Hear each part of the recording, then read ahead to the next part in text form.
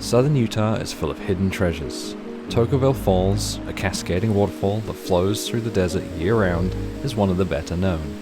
In the summer, it's a busy spot for swimmers trying to get a break from the heat, but camping there in the cold of early January, I found myself alone.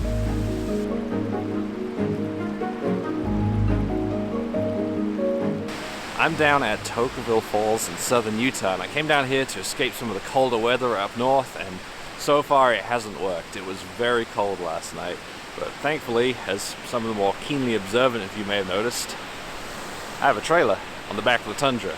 Now, unfortunately, it's not mine. I borrowed it from Bean Trailers. That is their black bean, which is the top of the line trailer, and it has heat, so I was nice and toasty all night last night. It's also super easy to pack up, which is great because the trail out of here is a little bit of a challenge, not because of the trailer, but because of the Tundra. That's what's letting us down. You got that long wheelbase, low ground clearance, and fairly rocky trail. So I'm going to head out nice and early because I'm going to be meeting up with Justin in St. George, and we're going to do some of the other trails around here.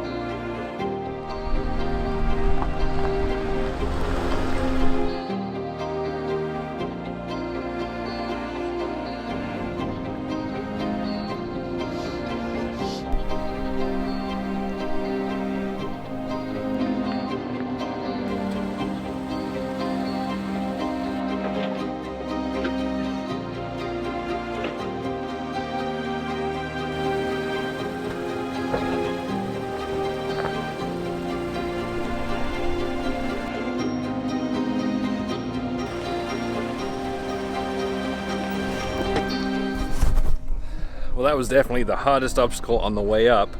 Hopefully it's the toughest one on the way down. I did drag a little bit on one of the back control arms, and I think the plastic skid plate on the fuel tank contacted the rock barely, but it's all good. It's probably gonna be a slow process because I have to stop every time I come to an obstacle and kind of plan it out very carefully. The cameras inside definitely help because they show me exactly where the wheels are going, so I can do it without a spotter.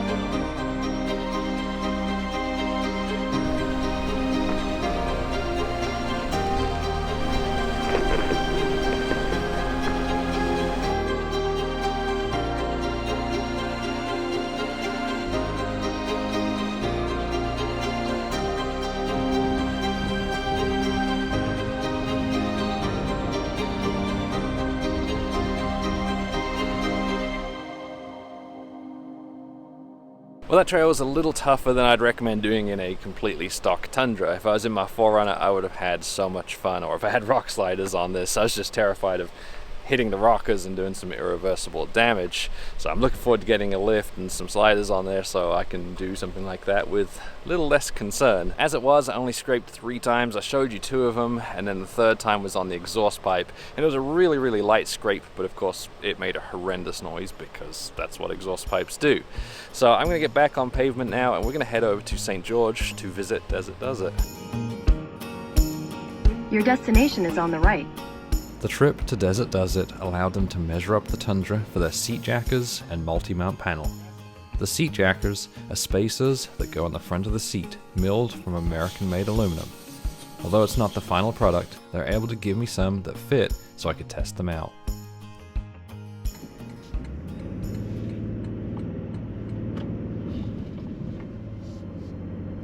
Welcome to Arizona. Well, we're able to get some seat jackers working for the Tundra. They basically lift the front end of the seat up, which can give a more comfortable driving position for tall people like me. The Tundra seats are actually pretty good already. I like these though because they actually allow the whole seat to lift up the way the Tundra seats work, and that gives you a great view on the trail. They are adjustable, and right now I have them on the highest height, and it might be a little too high because kind of the armrests are a little bit low now, so I may take one of those out and knock it down a step. I'm looking forward to their multi-mount panel coming out. That's what they're going to be working on next. Right now, Justin's here. He's vlogging in the background. We just crossed over into Arizona and the roads fell apart, so we're airing down and heading up there. We're going to camp on that hill.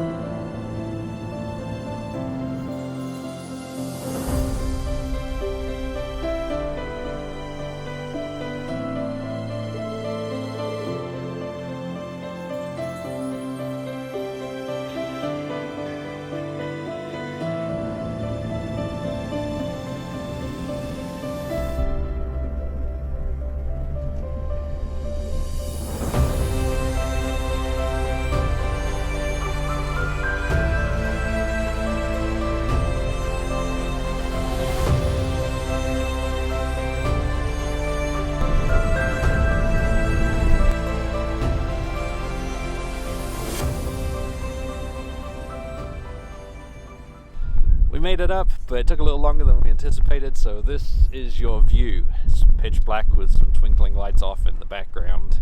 It is also pretty cold and pretty windy up here. Neither of those are going to be a problem for me. I'm already set up. I just pulled up, I stopped, and I'm ready to get in. Justin, he may have some problems. Hopefully the wind calms down a little bit, because I know sleeping in the wind in a rooftop tent's not a lot of fun. After standing in the cold for about 20 minutes, I suddenly remembered that the trailer has a seat and a desk. We set it up and got the heat going.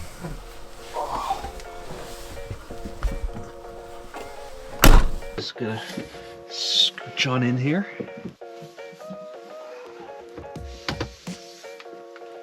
Well, this certainly beats standing out in the cold. Yeah, I don't know why it took us so long. Right? Like your background. Should show the viewers. I took this picture just a few days ago with this guy. The rest of the evening was spent sharing footage, editing, and responding to comments.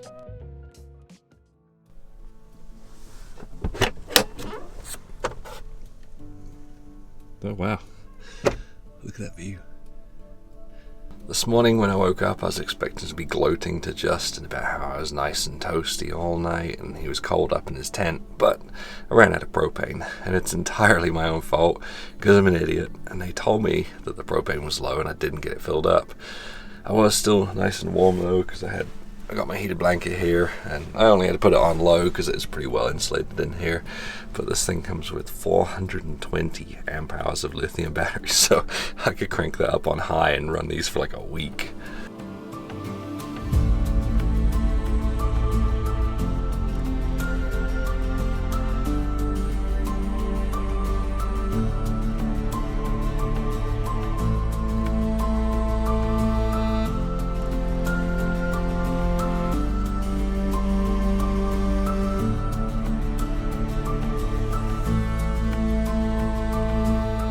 So the plan is to head all the way back down that road up to St. George so we can refill the propane, because sure, that's what provides the heat, but it's also what we're going to cook with tonight, so kind of important.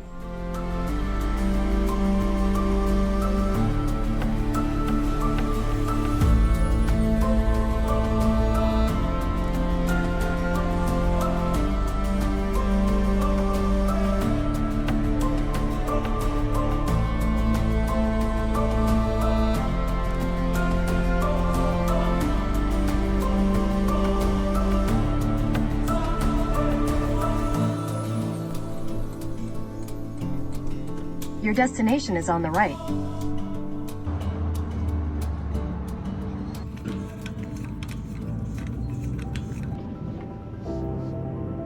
Welcome to Arizona. we're filled up and we're back in Arizona on the rough road.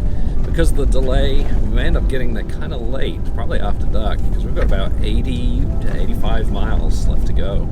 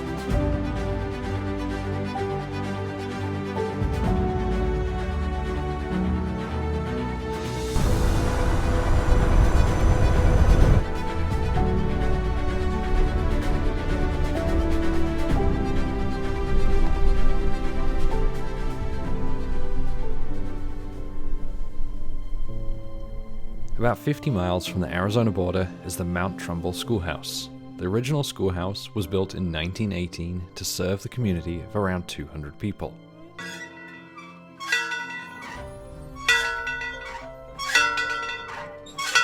With the lack of water and supplies days away across the rough and often impassable terrain, the town eventually fell apart in the 1950s. The schoolhouse fell into disrepair.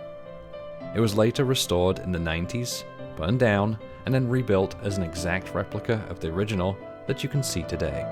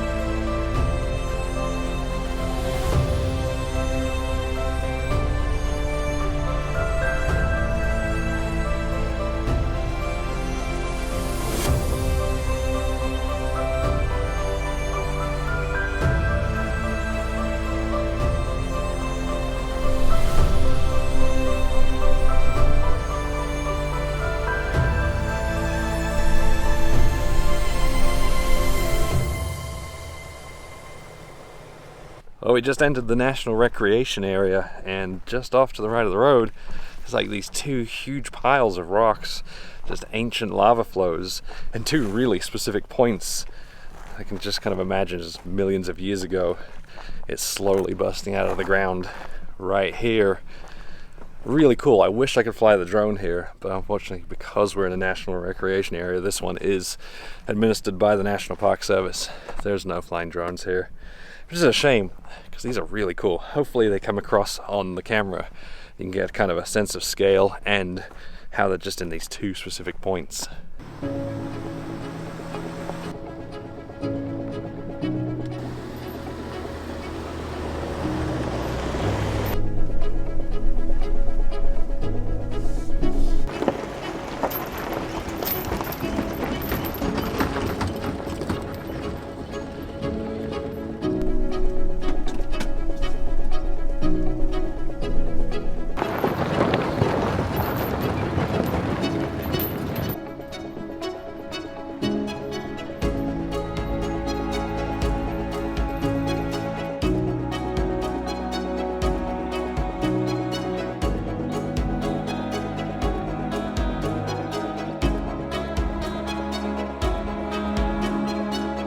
Normally I'd fly the drone around a bunch and show me setting up camp, but I can't fly the drone here, and camp was easy to set up. I just parked and it's done. So instead, I think we're going to set up a couple of time lapses to get the sun kind of moving its way around the canyon and cook some dinner.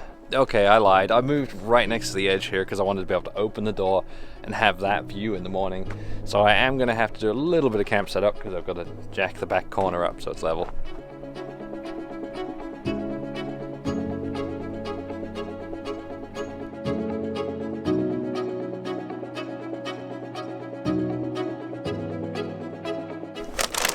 Dinner tonight, I don't do this fancy cooking that most YouTubers do. Dinner tonight is chicken Alfredo from Walmart in a bag, chilled in the fridge. You just dump it in the pan and turn it on. And actually this stuff you usually microwave, but you can do it in the pan.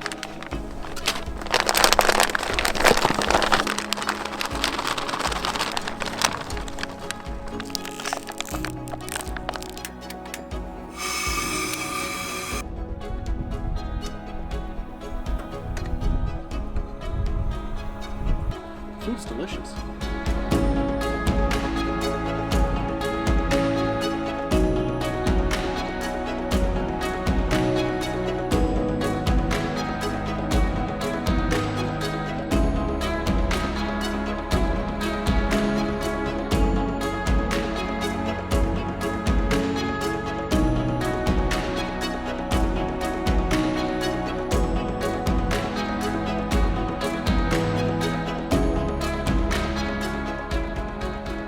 The area we were camped on was all part of an ancient lava flow. 180,000 years ago, lava flowed down Whitmore Canyon into the Grand Canyon, creating huge dams that would have cut off the watered-down river for years at a time. Eventually, the water overcame the dams, and today you can see the rocky remains on either side of the river.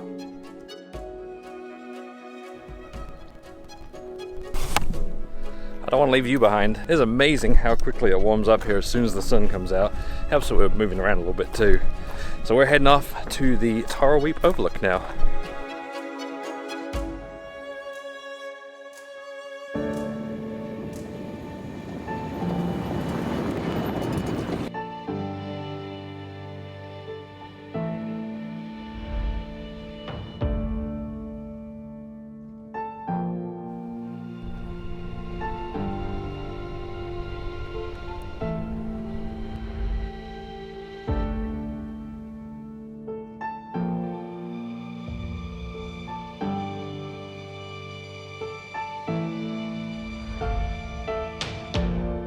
After backtracking to the schoolhouse, we stopped for a quick lunch and went east towards the Toquerville Overlook.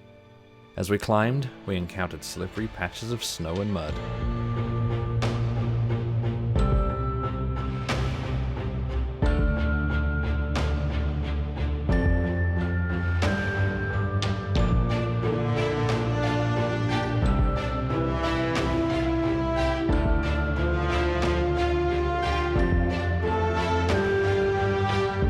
We had imagined that reaching the top of the mesa would take us out of the mud, but it became worse. Instead of small patches, long stretches of road were covered with thick, sloppy mud, making driving difficult. So we're not even halfway through the trail, and it gets way worse. And we only gain elevation, which is covered in snow. I can see it from here. So I'm thinking it would be the smart idea to turn around using this turnaround that's right here in this cattle guard. Yeah, I agree with that. I'm struggling with the mud. I think the weight of the vehicle plus the trailer, and then just the fact that I've got basically street tires on here. It's tough, and I think that's the right call. Okay, so I'm gonna turn into this little area, and I will let you get in here, and that way if we need to throw down max tracks for you or anything, we have them. All right, cool. Sounds good to me. Wow, I'm just like sliding along the road here. Yeah, that's what I did through that area too, and that's why I say turn around.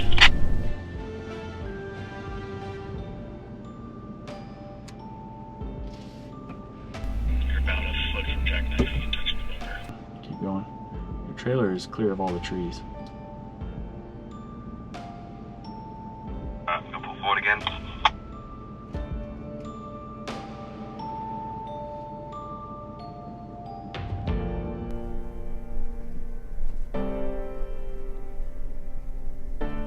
While driving up through the mud had been tricky in places, I was worried about the drive down with the trailer behind me. Amazingly, the snow was grippy, but just as I was getting comfortable, I hit a patch of mud a little too fast. Oh, that was a pucker moment.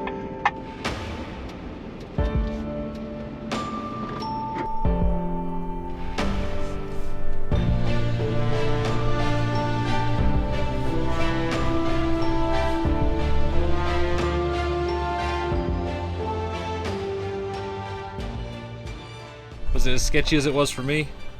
You definitely had a little more left to right action. I think I brought home more mud though. Let's take a look. Oh yeah, that's a good little collection spot for it. We're back at the schoolhouse again. I hate to be back here, I hate to backtrack, but I think we made the right choice because that was getting more and more sketchy as we went, more and more difficult, and we're tearing up the trail.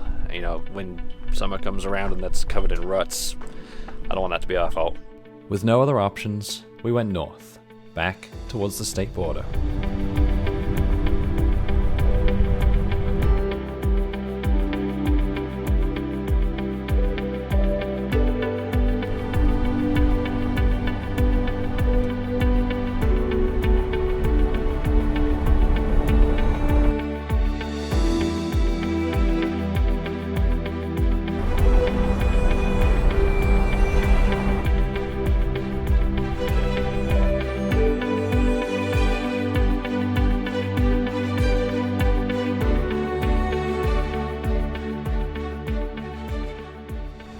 Well, this is the end of the trail. It's not the end I wanted. I really wanted to be out at the Overlook, camping another night, you know, doing more sunset time lapses, seeing all of the cool sights, but it just wasn't going to happen. So we're here just on the Arizona-Utah border again. You got I-15's just up the road there. We're going to get on that and we're going to head back up to Salt Lake City. It gives me gives me a couple of advantages. One of them means I can drop this off and go check out Bean Trailer's facility, and hopefully we'll do a walk around. Gives me time to clean their trailer before I return it to them because it is covered in mud, and I can clean my clothes. I am in desperate need of laundry because I'm getting ready to head up to Idaho Falls. Hopefully you enjoyed this video. If you did, consider subscribing to the channel so you can see more videos like this and follow the build progress of the Tundra, and consider being a Patreon supporter as well. They're the people who make this possible. I am out here filming these films because of them. Thanks for watching.